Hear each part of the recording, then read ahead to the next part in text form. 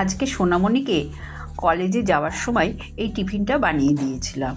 ও ভীষণ পছন্দ করেছিল, কারণ রুটি খেতে তো একদম ভালোবাসে না, তাই রুটি দিয়েই চিজি এগরোল বানিয়ে দিয়েছিলাম। রিফাইন তেল গরম করে প্রথমে রসুন কুচি একটু ভেজে পেঁয়াজ, কাঁচা লঙ্কা, টমেটো ভালো করে ভাজা ভাজা করে আগে থেকে সেদ্ধ করা আলুগুলো দিয়ে স্বাদ অনুযায়ী নুন, গোলমরিচ গুঁড়ো দিয়ে ভালো করে আলুটাকে একটু ভাজা ভাজা করে নিয়েছিলাম।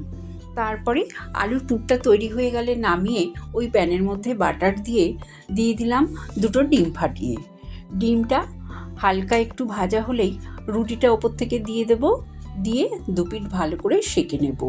বাটার দিয়ে সেঁকার ফলে এটা কিন্তু খেতে ভীষণ ভালো লাগে। তোমরা চাইলে তেল দিয়েও ভাজতে পারো। ওপরে আলুর পুরটা দিয়ে দিলাম একদিকে, আর দিয়ে দিলাম চিজ স্লাইস।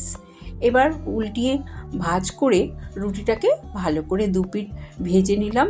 ভাজা হয়ে গেলে প্লেটে নামিয়ে তোমাদের কেটে দেখিয়ে দিচ্ছি। দেখো, এত নরম হয়েছে যে ও ভীষণ ভালো খেয়েছে। তোমরাও একবার এইভাবে বানিও।